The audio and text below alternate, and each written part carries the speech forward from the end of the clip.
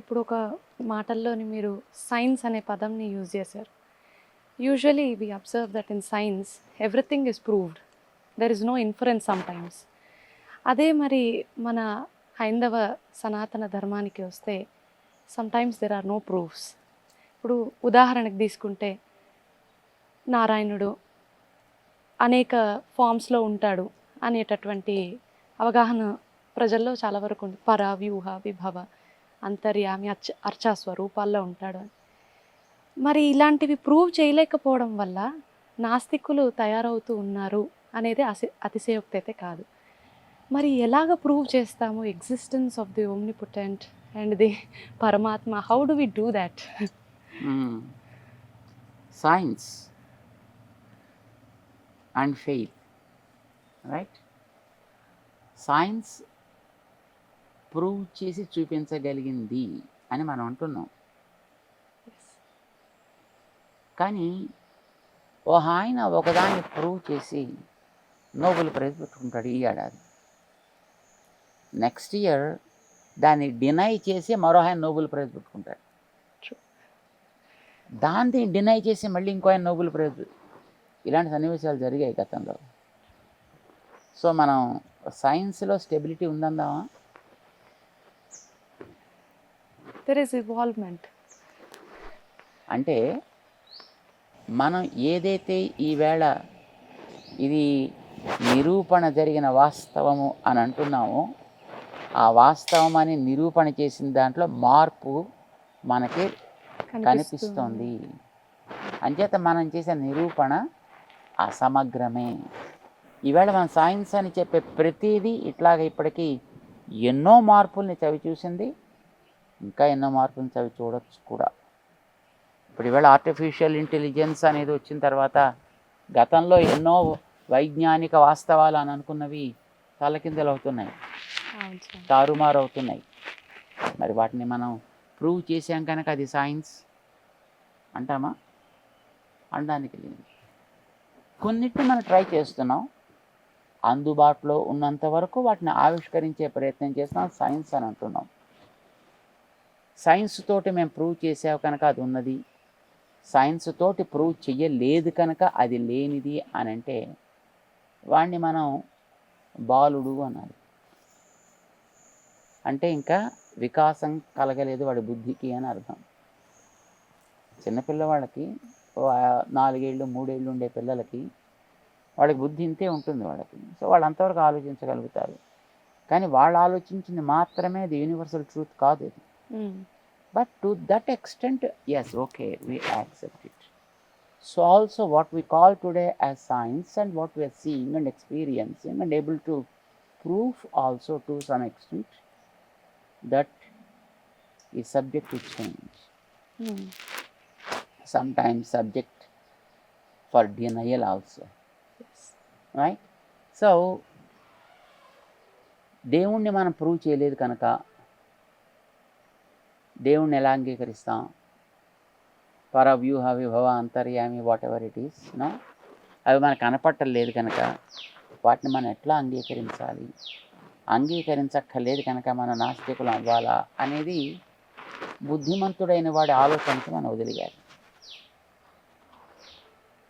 కొన్ని మనం రెగ్యులర్గా చూస్తున్న వాటికే మనం ప్రూవ్ చేయలేని చేతకానితనం మన దగ్గర ఉంది, మనుషుల దగ్గర. ఆకలి, సో సింపుల్, ఆకలి, ప్రూవ్ ఇట్. దాన్ని నాకు చూపిస్తే ఈ పూట నీకు భోజనం ఉండును, నాకు ప్రూవ్ చేయకపోతే నీకు భోజనం, ప్రూవ్ చేసేదాకా నీకు భోజనము లేదు. Can you prove it? No. Can any scientist prove it? No. So should we stop giving him food? So simple, right? దాన్ని ఆధ్యాత్మికమైన మార్గంతో we can prove it. Understand? We can. కానీ సైంటిస్ట్ అనుకునేవాళ్ళు దే కెనాట్ ప్రూవ్ ఇట్. ఆకలి, దాహం అని అంటున్నాం, ఏంటి ప్రూవ్ చేస్తారు వాళ్ళు? మేము ఎట్లా ప్రూవ్ చేస్తామంటే అయ్యేది పాంచభౌతికమైన శరీరం రా, ఈ పాంచభౌతిక శరీరాల్లో 5 ఎలిమెంట్స్ కూడా వర్క్ చేస్తుంటాయి. Are there are some other things constantly working on this body. అందులో పని చేయడం వల్ల ఏది తగ్గుతూ ఉంటుందో, పని చేస్తే కొంత కొంత దానికి కన్జంప్షన్ ఉంటుంది. సో ఏదేది ఖర్చు అవుతుంటుందో ఆ ఖర్చు అనేది డిమాండ్ చేస్తుంది బాడీ. మట్టి ఎలిమెంట్ తగ్గింది.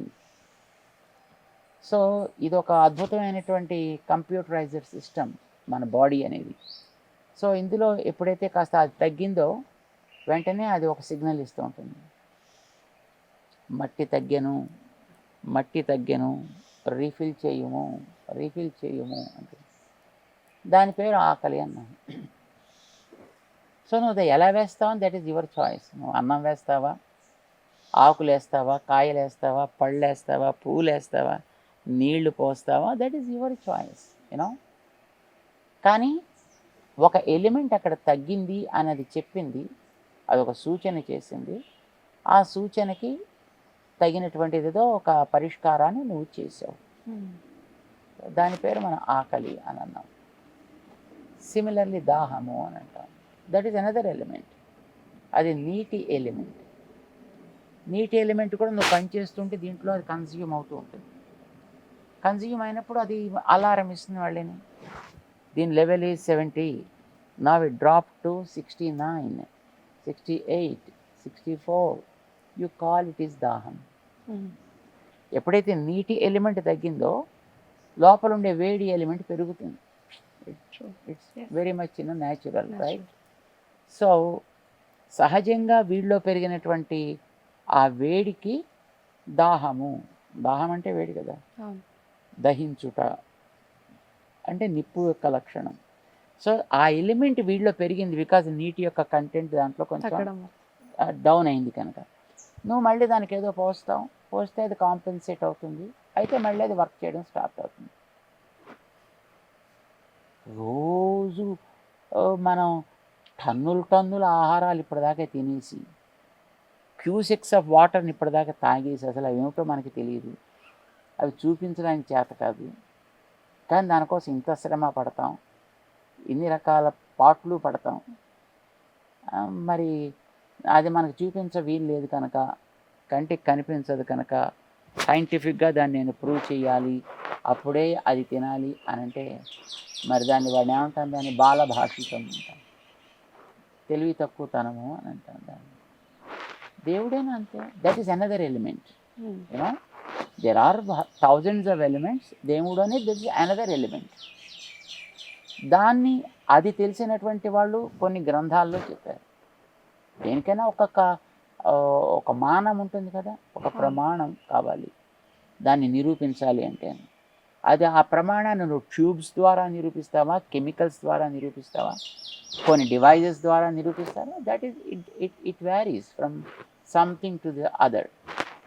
సో ఆల్సో దేవుడు అనే ఒక ఎలిమెంట్ని కూడా నువ్వు నిరూపించాలి అని అంటే దానికి నీకు ఏదైనా ఒక ప్రమాణం కావాలి. ఆ ప్రమాణం మనం ఇందాక అనుకున్నటువంటి యూనివర్సల్ ట్రూత్ని చెప్పేటటువంటి శబ్దం ఏదో అది అని అంటారు మన పెద్దవాళ్ళు, వేదం. సో దాని ద్వారా నువ్వు దాన్ని ప్రూవ్ చేసే ప్రయత్నం చేయాలి తప్ప నా కంటికి కనిపిస్తే అంటే నీ కంటికి అంత శక్తి ఉందా? నువ్వు ఆ మైక్రోస్కోప్ లేకుండా నీ చుట్టూ ఇక్కడ గాల్లో తిరుగుతూ ఉండేటటువంటి ధూళి కణాలను కనీసం చూడగలవా? What is the capacity of the eye? మరి అది లేదు కనుక, నా కంటికి కనిపించట్లేదు కనుక అవేమీ లేవు, ఇక్కడ వాతావరణం 100% ప్యూర్గా ఉన్నది అని అంటే అక్కడ ఈ ఫార్మసీస్లో 0 బ్యాక్టీరియల్ రూమ్స్ చేసేవాళ్ళు ఉంటారు. యూనో కొన్ని కాస్త వాతావరణపు బ్యాక్టీరియల్ ఇంపాక్ట్ పడ్డా దాంట్లో భయంకరమైనటువంటి రియాక్షన్స్ వచ్చేటువంటి పరిస్థితులు ఉండేటువంటి కొన్ని ఎలిమెంట్స్ ఉంటాయి. అలాంటివి వాళ్ళ దానికోసం ప్రత్యేకించి కొన్ని రూమ్స్ వాళ్ళు తయారు చేసి పెడతారు వాళ్ళ ల్యాబ్స్లో. దానికోసం భయంకరమైన ఖర్చు పెట్టాల్సి వస్తుంది. దానికి ఎన్నో రకరకాల డివైజెస్ వస్తుంది దాన్ని మెజర్ చేయడానికి. అది వస్తే దాంట్లో ఎన్నో రకాల బయలాజికల్ చేంజెస్ వస్తాయి. మరి ఇవన్నీ నీ కంటికి కనిపించవా? వాటిని నీ కళ్ళు చూడడానికి చేతకానే కాదా? అదే కనిపించట్లేదు కనుక నా కంటికి అది లేదు, అని ఎవడైనా అన్నాడు అనుకోండి, అలాంటి వాళ్ళు వాడిని చూసి నవ్వుకుంటారు, ఏమనరు. అలాగే ఇప్పుడు నాస్తికుడు దేవుణ్ణి డినై చేస్తున్నాడు, ఎలా ప్రూవ్ చేస్తారు అని అంటే వాడిని చూసి కూడా మనం కొంతసేపు అయ్యో పాపం అని అనుకోవాలండి.